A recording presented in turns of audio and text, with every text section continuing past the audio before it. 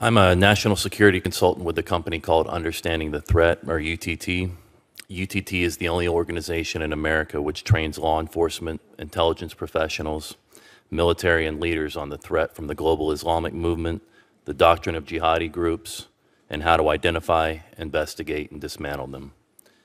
Universally, the enemy, jihadis, whether it's Al-Qaeda, ISIS, the Muslim Brotherhood, they all state that they are Muslims waging jihad in the cause of Allah to establish an Islamic state under Sharia.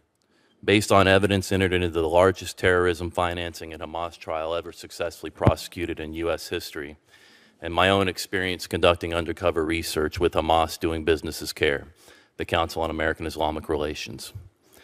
The Holy Land Foundation trial was adjudicated in Dallas, Texas in 2008, and identified CARE as a member of the Muslim Brotherhood, or the U.S. Muslim Brotherhood's Palestine Committee, which is Hamas, a designated foreign terrorist organization. The U.S. government identified Hamas as an outgrowth of the Muslim Brotherhood.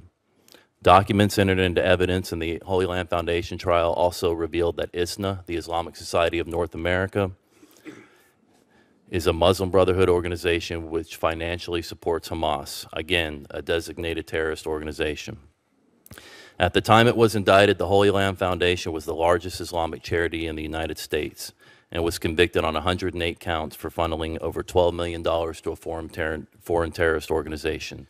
The Muslim Brotherhood bylaws state, the Islamic nation must be fully prepared to fight the tyrants and the enemies of Allah as a prelude to establishing the Islamic State. Again, the Muslim Brotherhood agenda is no different than that of Al-Qaeda or ISIS.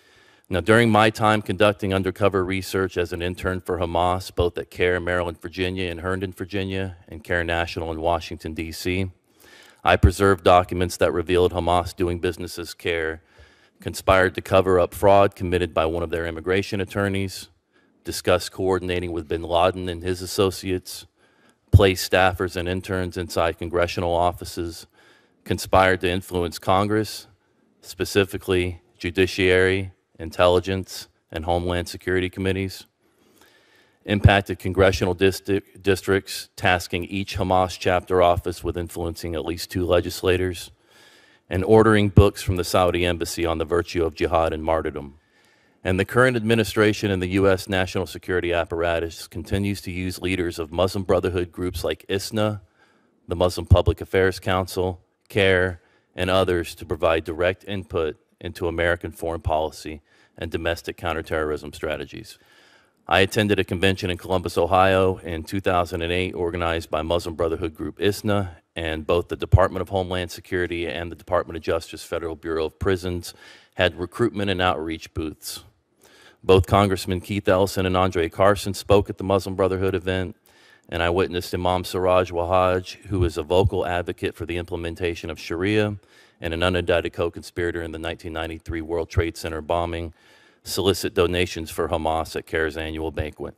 According to our enemy, the global Islamic movement, made up of many groups including Al-Qaeda, ISIS, the Muslim Brotherhood, Tablighi Jamaat, Boko Haram, Hamas, Hezbollah, and many nation states including Pakistan, Iran, Saudi Arabia, and many others, they all seek to impose Sharia.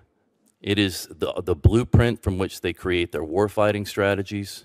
From a U.S. warfighting perspective, that naturally makes Sharia the enemy threat doctrine and adherence to Sharia a direct threat to the Republic. Until American leaders and national security professionals identify the threat and formulate policies and strategies that address adherence to this ideology, we will continue on our current path of defeat and eventually lose this war here at home, as we did in Iraq and Afghanistan.